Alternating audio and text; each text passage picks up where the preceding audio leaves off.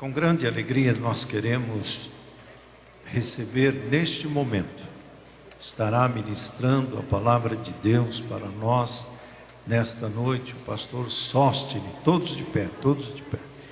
Pastor Sóstenes, nós vemos o grande amor que o nosso bispo tem pela igreja, pelos obreiros, pelos membros da diretoria. Ele tem um carinho muito grande. Só que ainda mais, não ainda mais, mas Deus tem dado ao nosso bispo milhares e milhares de amigos, e amigos é algo muito precioso. E aqui está o pastor Sóstenes, que é um amigo do nosso bispo. Isso nos faz estar satisfeito pela sua presença. Quero convidá-lo para estar até aqui, e eu quero pedir a vocês para nós darmos um bem-vindo bem forte. Seja bem-vindo em nome de Jesus. Uma salva de palmas ao nosso Deus pela sua vida. A paz do Senhor, igreja. Amém. Sempre me sentirei honrado de estar pregando na nossa igreja mãe, na nossa igreja matriz nacional, e sempre também com temor e tremor aqui, quando o bispo pede para nós estarmos ministrando. Aqui é o seguinte, irmãos, a Bíblia diz o seguinte, que o Espírito é sujeito ao profeta, né?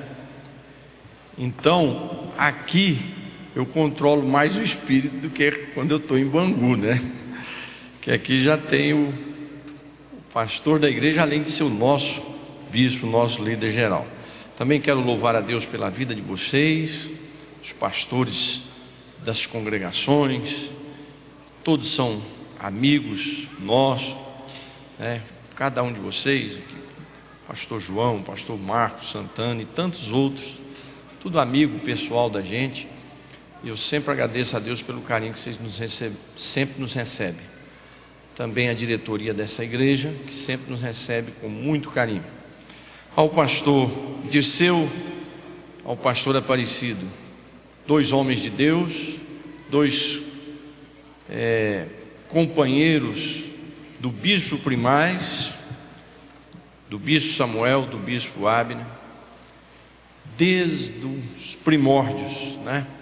Esses dois homens de Deus acompanham o bispo Primaz desde quando ele chegou em Campinas, foram vice-presidente ali, foram presidente de campo. Hoje eu estou lá dando continuidade à história ali, o trabalho de 10 anos que o pastor Dirceu fez ali em Bangu.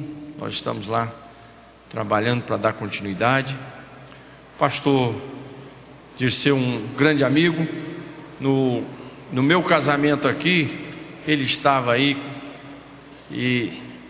de padrinho, e eu me lembro que ele me deu R$250 de oferta. Na época foi o único dinheiro que eu tinha no bolso para ir para a lua de mel, né? Eu tinha ganhado de um irmão lá de Itaperuna, um hotelzinho lá em Cabo Frio, e aí o pastor Dirceu me deu uma ofertinha ali, era o único dinheiro que eu tinha no bolso. Pastor Aparecido, grande amigo, e eu me lembro, quando eu ainda era itinerante, ele me levava para pregar lá na igreja em Limeira, que ele era presidente, me dava pousada, me dava oferta. E eu me lembro quando ele comprou o terreno, que hoje o pastor Elias Bonfim fez uma grande catedral.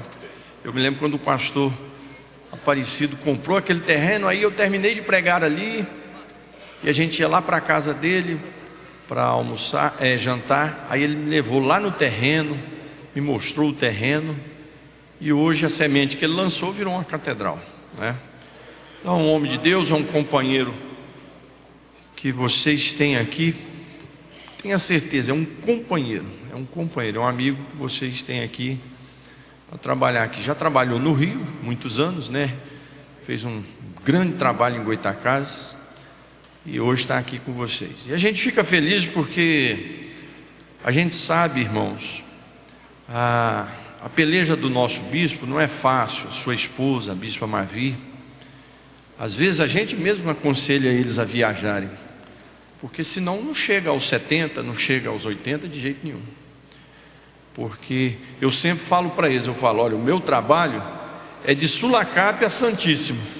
Tem as igrejas, alguma na Amazônia, outra em Minas Gerais, mas o trabalho maior é ali, de Sulacap a Santíssimo. As congregações, o deles é o planeta, né? É o Rio todo, é o Brasil, as nações aí que tem as nossas convenções. Então não é fácil, fisicamente isso é uma loucura. Então, louvado seja Deus que eles, podendo viajar, tem essa diretoria na retaguarda, tem vocês lá nas congregações tomando conta com tranquilidade. Então isso é bênção de Deus. E estamos aqui também para somar e auxiliar. Meus amados, vamos fazer uma oração então? Curva a sua cabeça. Pai nosso que estás no céu, te louvamos e te agradecemos por essa oportunidade de estar aqui na tua casa com teu povo, e também, por que não dizer, com os meus irmãos e amigos, para juntos meditarmos na tua palavra. Senhor, o teu líder nos deu essa responsabilidade, que teu Espírito Santo venha nos usar. Também desde já, mais uma vez, te pedimos que o Senhor abençoe nosso bispo, a bispa Marvi, abençoe esse casal, guarda eles, Jesus, esteja renovando a saúde, a alegria, a tua força, ó Deus querido, porque nós sabemos o peso dessa responsabilidade. Também abençoa cada pastor de igreja que está aqui, a sua casa, a sua família, abençoa cada irmão, cada irmã que vier aqui te cultuar, te adorar, que eles possam sair levando a tua bênção, em nome do Pai, do Filho e do Espírito Santo. Amém. Meus amados, também tentei sair do estudo bíblico. Falei, bispo, isso aí é mais para o senhor. Ele falou, está aí o esboço, irmão. Fale muito não. Está o esboço aí, irmão, segue o líder, né? Então nós vamos a esse estudo que vocês estão trabalhando e também ao mesmo tempo ministrando. E eu vou pedir até vocês para sentarem, porque não é só um texto a ser lido, são vários aí na apostila que vocês têm. E vocês estão fazendo um trabalho também de estarem ministrando nas congregações, né? As estratégias e as propostas de Faraó para segurar o povo de Deus, para enganar o povo de Deus, para iludir o povo de Deus, para que eles não abandonassem o Egito e não fossem para a terra da promessa. Então essa é o estudo bíblico dessa noite, e nós temos aqui Êxodo capítulo 8, também o capítulo 10, e os versos 25, 28, 11 e o verso 24, diz assim, ó: Então chamou Faraó a Moisés e a Arão e disse: Ide sacrificai ao vosso Deus nesta terra. O destaque aí da palavra é: ide sacrificar ao nosso Deus, ao vosso Deus, não lá na terra da promessa, não na viagem que vocês querem ir embora, mas aqui mesmo, aqui no Egito. Sacrifício, faça o seu culto por aqui mesmo, e as coisas vão ficar resolvidas. Não vamos entrar em choque, não vamos entrar em problema, vamos fazer por aqui. Então disse Faraó também: Deixar-vos-ei ir, para que sacrifiqueis ao Senhor vosso Deus no deserto. Somente que indo, não vades tão longe. Orai também por mim. Olha só a estratégia, a delicadeza de uma serpente, né? De um inimigo. Gente, vocês vão, tudo bem, pode ir até o deserto, mas não é para sair daqui de perto, não é para sair do território do Egito. E lá também vocês não esqueçam de orar por mim. Façam o sacrifício ao seu Deus e orem por mim. E aí depois vem e diz assim: Não será assim né? Porque Moisés e Arão estão insistindo ali, dizendo: não, senhor, nós temos que ir, nós vamos servir ao Senhor do jeito que Ele nos orientou, com a nossa casa, com a nossa família, homens, mulheres, os nossos animais para sacrifício. Não é do jeito que se você quer, não. Mas aí ele ainda diz: não será assim. Andai agora vós, varões, e servi ao Senhor, pois isto é o que pediste. E os lançaram da face de Faraó. Não, senhor, vocês só vão os homens servirem a Deus. Então Faraó chamou a Moisés e disse: ide, servi ao Senhor. Vê que Faraó não está proibindo hora nenhuma de ir servir a Deus, só que ele está estabelecendo a forma dele, né, o jeito dele de adorar a Deus. Isso aí a gente vê mais ou menos naqueles livros, tipo aquele livro do irmão André e outros que serviram a Deus nos países comunistas, né? Nunca deixou de ter a igreja nos países comunistas, mas os cultos, as pregações, tudo era supervisionado pelo governo. Então só pregava e só falava aquilo que queria. É mais ou menos o que estão tentando às vezes implantar aí sobre nós. Ainda bem que Deus está nos dando a vitória. Então ele diz: servi ao Senhor, somente fiquem vossas ovelhas, vossas vacas, e também as vossas crianças, né? Amados,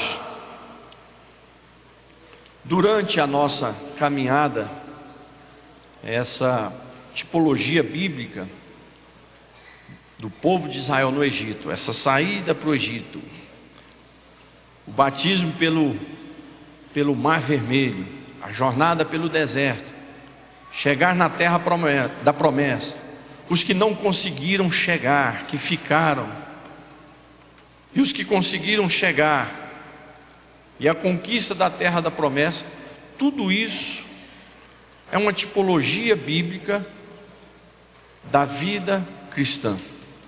Nós estamos no mundo,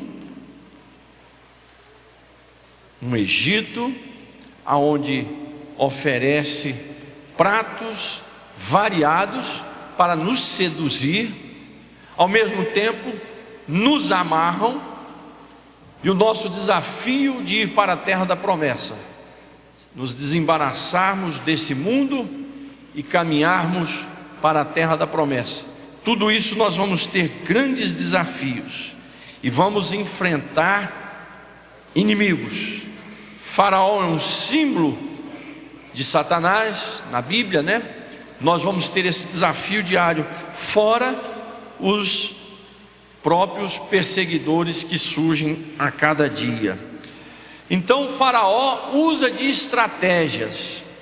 Agora aqui ele já não está mais brigando tanto como no início, porque no início ele chegou com os dois pés em cima de Faraó, de Moisés e Arão. Mas cada vez que ele agredia, mais as pragas pioravam para o lado dele. E aí ele achou uma outra estratégia. A estratégia de um diálogo, de ser mais macio, de ser mais suave, porém sendo enganador, né? Hoje nós não vivemos a situação da igreja que viveu no Império Romano, enfrentando o Coliseu Romano, os seus leões, as suas fogueiras, as perseguições do Império Romano, com o mártir dos cristãos, dos crentes, dos servos de Deus. Mas hoje o diabo viu que naquela época, quanto mais levava cristãos para o Coliseu Romano, quanto mais martirizava os cristãos, mais a igreja crescia. No século 20, século 21, o diabo arranjou uma outra estratégia, uma estratégia mais suave, uma estratégia de negociação. Sirvam a Deus, não dessa forma que vocês querem, mas fiquem por aqui, não é problema essa mistura. Então sempre o diabo, assim como o Faraó, tinha suas estratégias para agora fazer um diálogo mais suave, mais macio. Da mesma forma esse mundo, e o diabo tem tentado uma estratégia aparentemente mais suave com a igreja, porém muito mais enganadora, muito mais perigosa, porque você enfrentar um inimigo sabendo que é inimigo é muito mais fácil do que você enfrentar um inimigo disfarçado de ovelha, ou um inimigo disfarçado de amigo, né? Então, quando você já sabe que é inimigo, é uma coisa. Então o diabo agora, ele usa estratégia para não apresentar-se ser tão inimigo assim. Então, amados, esses são os desafios. O povo de Deus servir, era a proposta dele. O povo de Deus servir a Deus sem sair do Egito. O povo de Deus servir não muito distante do Egito. Somente os homens serviriam a Deus, e o povo fosse servir a Deus, porém deixasse os seus animais nos Egito, deixasse a sua família no Egito. Quer dizer, essa também hoje é uma proposta que o mundo vai fazendo para a igreja, né? Fazer não é uma igreja mais suave, para que falar tanto do pecado? A pessoa chega no domingo cansado na igreja, você vai ficar falando em pecado, isso aí vai ofender a pessoa, vai ferir as pessoas, né? Para que falar arrebatamento da igreja? Vamos falar sobre Deus nos abençoar por aqui, estruturar a nossa vida por aqui. Para que ficar falando de vinda de Jesus? Isso é assustador. Então o diabo sempre vai ter as suas estratégias, e nós temos que estar firmados na palavra de Deus, porque a palavra de Deus é que vai nos conduzir. Ela é bússola, ela é lâmpada para os nossos pés e luz para os nossos caminhos. Nós temos uma direção, que é a palavra de Deus. Quando a gente quer inventar outro caminho, aí a coisa fica ruim. A igreja já tentou fazer isso no passado, né? A igreja foi se misturando e foi virando uma bagunça, até Deus levantar homens para fazer a reforma protestante. Por quê? Porque a igreja tinha o nome de igreja, mas ela vivia igual ou pior do que o mundo, e dentro de uma estratégia diabólica. Todos ali pensando que estava servindo a Deus, e não estava. Eu sempre digo o seguinte: o lugar que o diabo mais se agrada é de uma igreja que não tem a palavra de Deus. É o melhor lugar para o diabo, mais do que qualquer outro campo diabólico. Uma igreja que não tem a palavra de Deus é o melhor lugar para o diabo. Por quê? Porque ali está todo mundo enganado que está servindo a Deus, está todo mundo enganado que é religioso, mas na verdade estão todos capturados pelo inferno. Porque sem a palavra de Deus nós não temos vida, não temos direção, não temos rumo. A proposta de Faraó, a primeira, era servir a Deus sem se romper com o Egito. É impossível nós queremos servir a Deus e ao mesmo tempo servir ao mundo. A Bíblia diz que aquele que ama, é impossível amar a Deus e o mundo. É impossível amar a Deus e Mamon. É impossível dizer que, hoje mesmo eu estava lendo lá na carta de João, João fala: é impossível você dizer que tem Deus na sua vida e viver no pecado. Isso é impossível, né?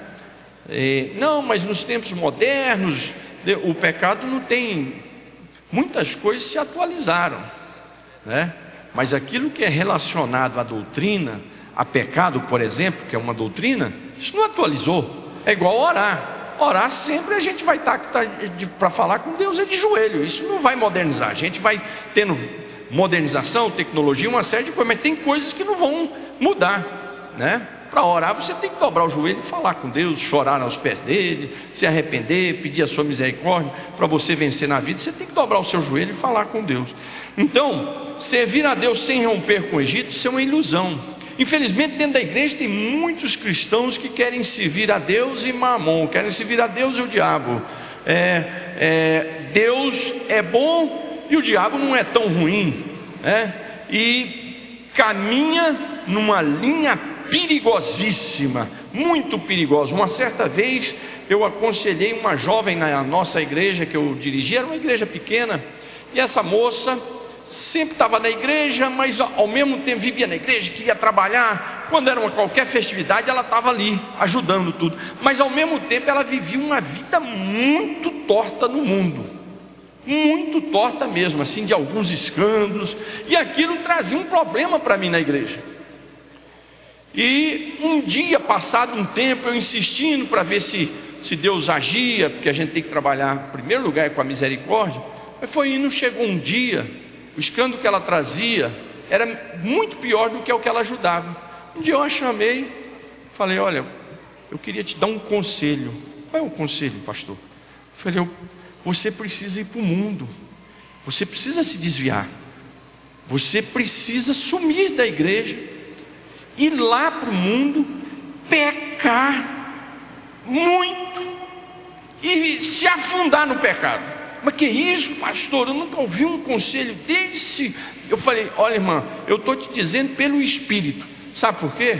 Porque do jeito que você está fazendo, você não tem sensibilidade espiritual, você cauterizou a sua mente, não tem pregação para você que edifica, não tem hino que mexe no seu coração, não tem nada que mexe com a sua vida. Se você for lá para o mundo e se atolar no pecado, o dia que você passar na porta da igreja e ouvir um hino mais simples, cantado pelo cantor mais ruim, o dia que você for numa igreja e ouvir o pregador, porque ela era assim, ela também gostava de participar e criticar as pregações.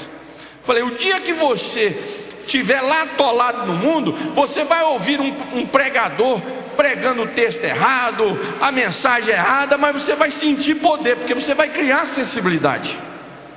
Então, servir a Deus sem romper com o Egito é muito perigoso, né?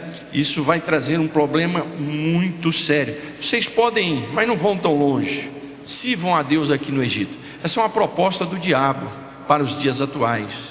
Hoje nós temos uma série de situações dentro da nossa igreja que a gente fica assustado. Pessoas convivendo maritalmente de forma errada, pessoas que vão para a igreja, no outro dia estão em lugares estranhíssimos, né? Pessoas que às vezes até tomam ceia, no outro dia está praticando dos pecados piores que pode existir. Então, essa mistura com o mundo, e não só mistura com o mundo, mas adotando as ideias do mundo. Às vezes você não está praticando as coisas do mundo, mas você vai adotando. Por exemplo, hoje, essa impregnação, essa implantação constante sobre homossexualidade e outros temas sobre família, tem impregnado isso na nossa juventude. Então, a concepção de jovens sobre esses assuntos, por causa da impregnação, é diferente da minha e da sua. Então, ele não está praticando aquilo, mas ele já aceita aquilo como uma coisa normal. Então, o Egito, ele trabalha para isso, o faraó trabalha para isso, para que a gente se acostume com o Egito. E nós, como somos pastores, às vezes também é aquela história, né? O calo no sapato, você acostuma com o calo no sapato também. Então, às vezes, certos tipos de situações, pecados, dentro da igreja a gente acaba se acostumando. Mas a palavra de Deus diz que nós temos que romper com o Egito para sermos homens e mulheres de Deus e caminharmos para a terra da promessa, porque na terra da promessa é aonde o povo de Deus vai desfrutar das bênçãos de Deus. Muito obrigado, pastor, por isso.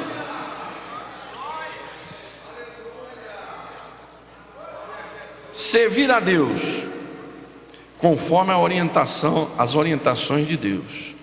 Deixa-nos ir caminho de 3 dias ao deserto, para que sacrifiquemos ao nosso Deus, como Ele nos dirá. Êxodo 8:27.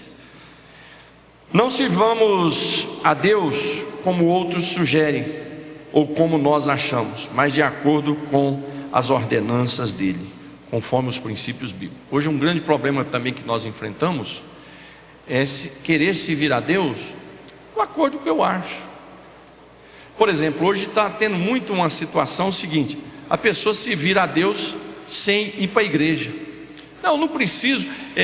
E o diabo vai nas estratégias certas. Por exemplo, uma pessoa desconhecida levantar essa teoria, não infrói nem contribui, como já dizia o pastor João Colenda Lemos, diretor do IBAD. A pessoa desconhecida não vai influenciar em nada ele dizer que não precisa de igreja para servir a Deus. Mas uma celebridade, quando ela vem e diz: Eu sirvo a Deus, eu tenho a minha Bíblia, eu leio a minha Bíblia, mas eu não preciso da igreja. Esses dias eu vi uma entrevista de uma celebridade famosíssima do Brasil. Ela postou no seu Instagram a foto do seu batismo. Quer dizer, na hora de batizar ela precisou da igreja. Batizou, agora não precisa mais. Aí ela falando que não precisa de pastor nem de igreja, que ela serve a Jesus, que o importante é ter Jesus no coração, e ela lê a Bíblia na sua casa e serve a Deus. Essa é uma doutrina diabólica dessa de Faraó, de propor a servir a Deus. Não está te impedindo de servir a Deus, mas do jeito de Faraó, do jeito do Egito. Isso é perigosíssimo, né? E hoje essa doutrina das pessoas servirem a Deus em casa, porque não precisa de igreja, do povo de Deus. Ora, qual é melhor? Você comemorar o Natal sozinho ou com a sua família? Eu já comemorei o Natal sozinho, debaixo de um pé de árvore, chorando. Por quê? Porque eu estava a milhares de quilômetros da família. Eu era jovem, não tinha ninguém, no fim do mundo, fazendo a obra de Deus, mas sozinho. Outra coisa é você comemorar o Natal com a família, né? Então, essa teoria, eu estou pegando um exemplo só, tem vários outros, de que não precisa estar na casa de Deus, junto com o povo de Deus, para servir a Deus. Ora, então você não ama essa família. Se você não quer estar aqui, é porque você não ama essa família. Se você não quer estar aqui, é porque você não cultua junto com essa família. Então, se você não cultua, você não é dos nossos.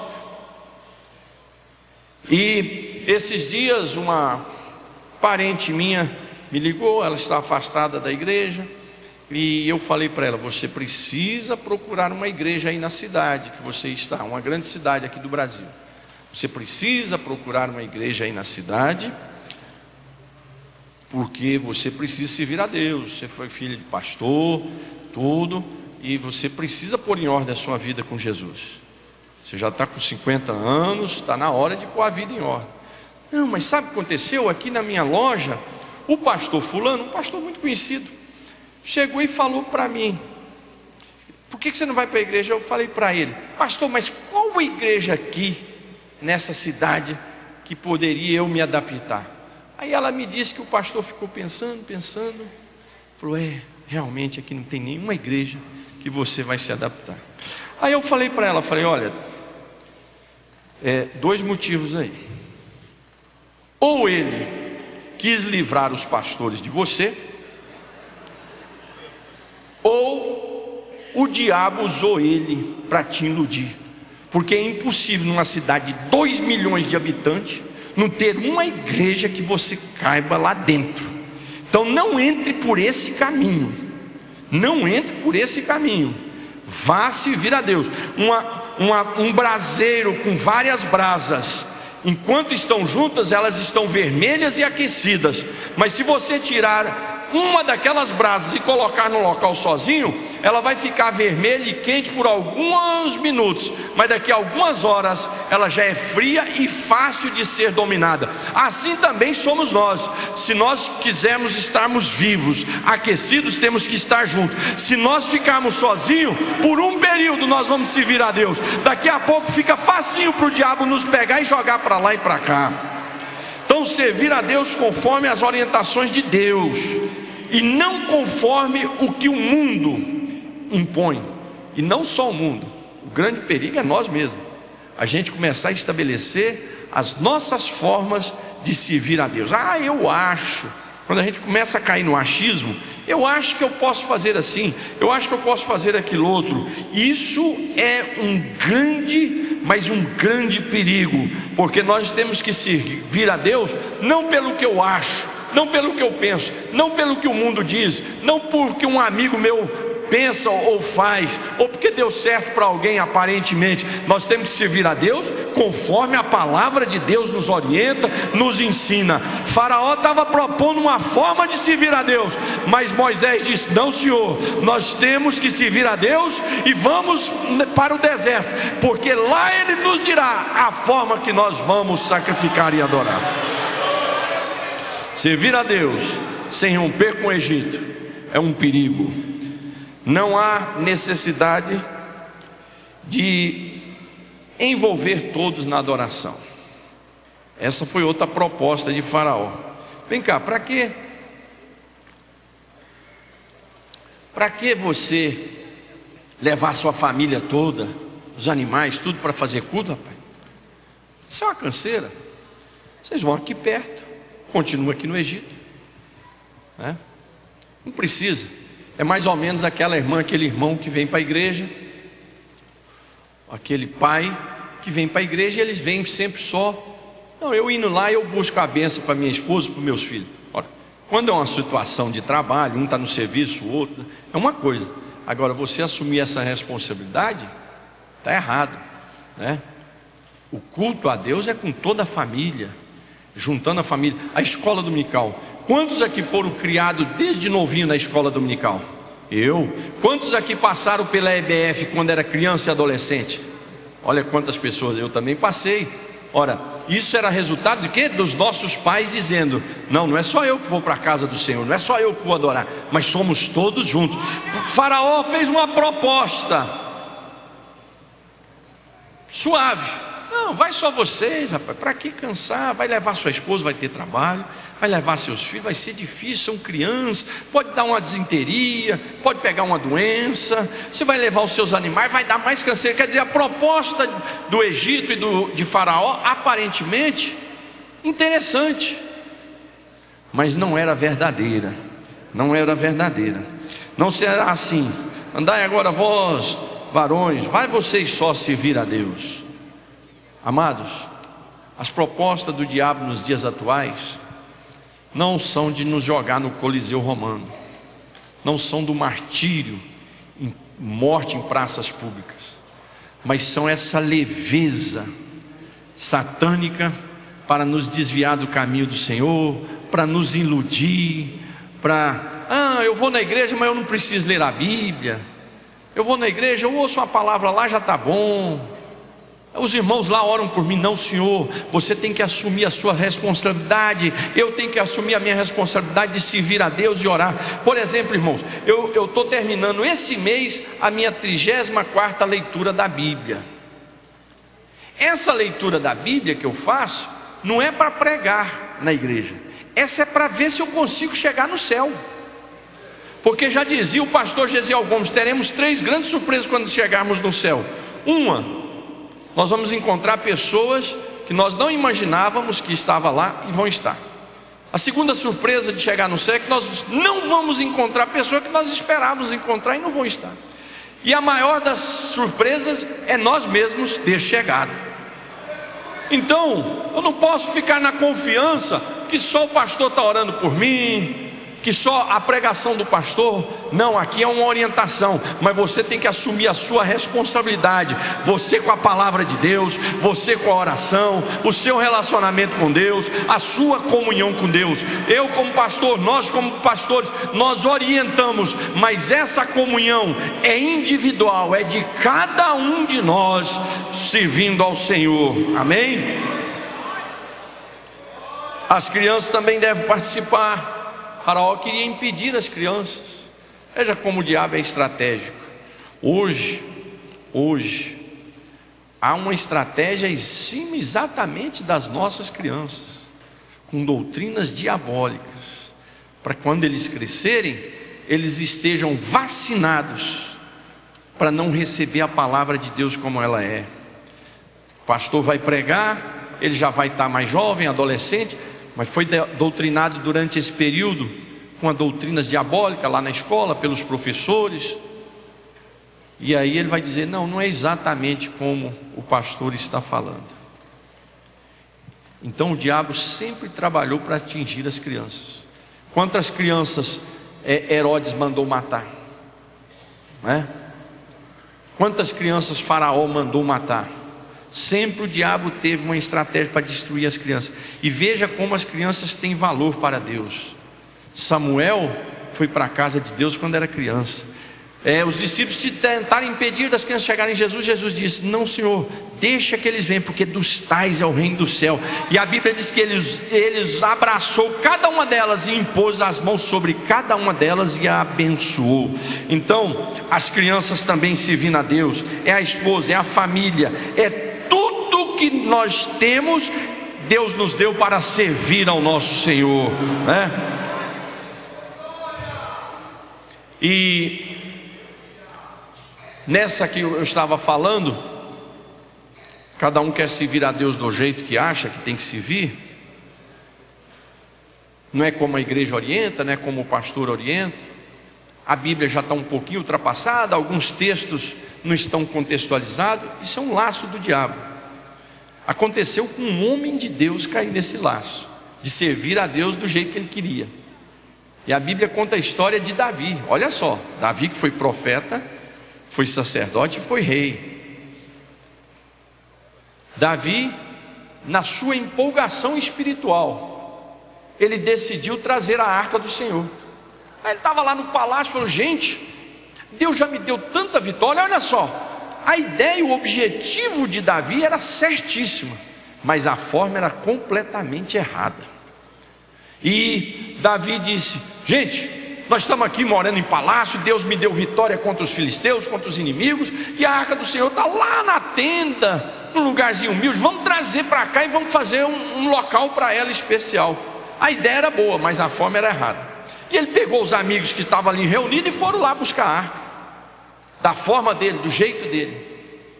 Quando eles estavam trazendo, um que não sabia a responsabilidade do que era carregar uma arca, tocou na arca quando ela ia caindo, e Deus fulminou. E aquele homem que morreu era muito amigo, era próximo demais de Davi. Davi ficou chateado com Deus. Olha só o culto, olha a confusão que é um culto sem a direção da palavra de Deus. Olha a confusão que é, a bagunça que é um culto que não é dirigido pela palavra de Deus, que não é conforme a palavra de Deus. Davi foi fazer um culto, voltou de lá revoltado, com um amigo morto, né? E triste com Deus. Até que um dia passou aquela angústia, aquela tristeza, e aí os sacerdotes mostraram para ele, falou: você quer trazer a arca, mas tem que ser pelo caminho certo. Qual é o caminho certo? Quem tem que trazer a arca são os levitas. Quem tem que conduzir isso é um sacerdote. Não é o fato do senhor ser rei e ungido por Deus que o senhor vai fazer o que o senhor quer, não.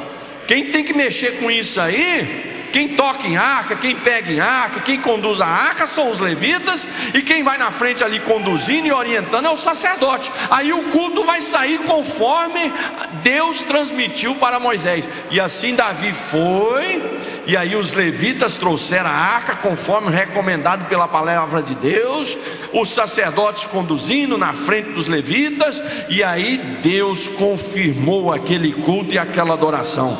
Mas Davi entrou numa frustração espiritual e religiosa, porque quis cultuar a Deus simplesmente pela sua emoção.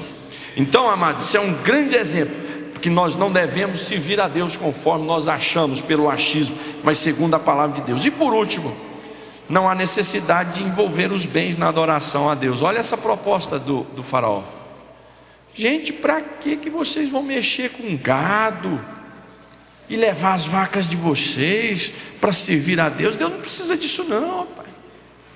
Deus não precisa de boi, não precisa de vaca, de ovelha. E o Moisés está falando: não, mas é para nós fazer o sacrifício. Não, mas para que isso, rapaz? Você acha que Deus vai querer sangue e vocês levar essa dificuldade que vai ser conduzir esses animais pelo deserto? Não precisa disso. Deus não precisa desse negócio aí não, de que vocês envolvam os bens de vocês, os animais de vocês. Essa é outra doutrina diabólica que está solta por aí dentro da Assembleia de Deus. Aqui não deve ter, mas lá em Bangu tem.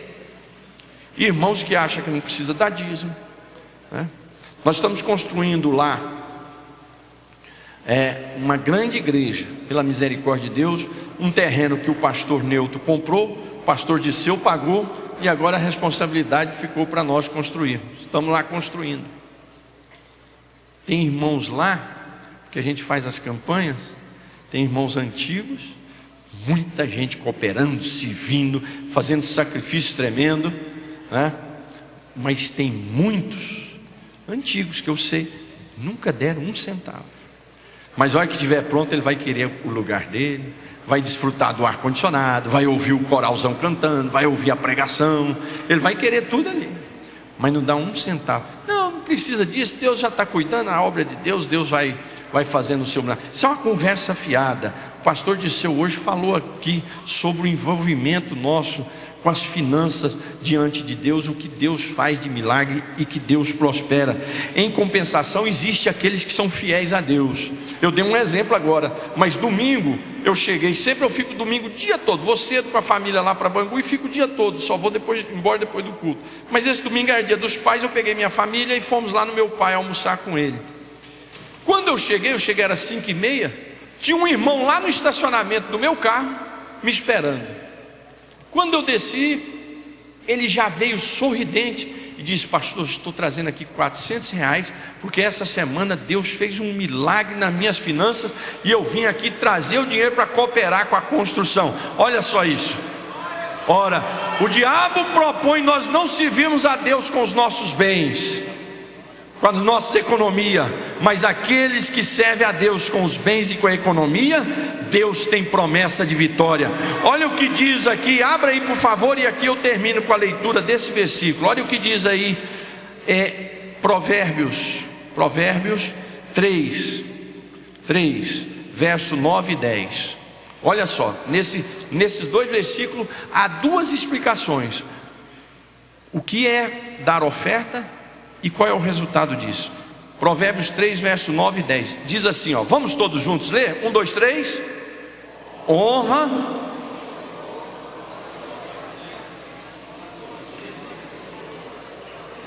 Espera aí, tem tradução que diz assim: louve ao Senhor com as suas finanças e com as primícias da sua economia, quer dizer que é o dízimo.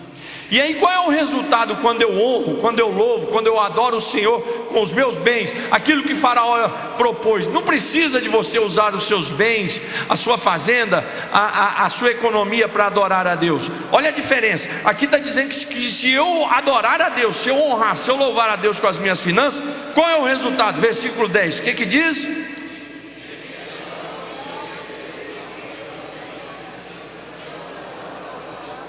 Olha o resultado, quando eu louvo ao Senhor, quando eu honro, quando eu adoro ao Senhor, com as minhas finanças, com o meu salário, com os meus bens, vai o que acontecer? Deus vai encher os celeiros e vão transbordar os teus lagares. Alguém aqui tem celeiro em casa? Não. Alguém tem lagar em casa? Não. Mas você tem conta bancária?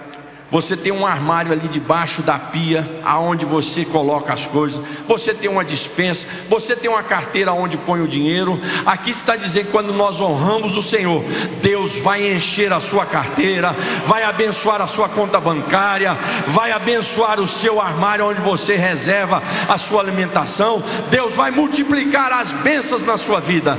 Portanto, rompamos com Faraó, rompamos com o Egito e prossigamos para a nossa terra da promessa, servindo a Deus segundo a sua palavra. Muito obrigado, Deus abençoe.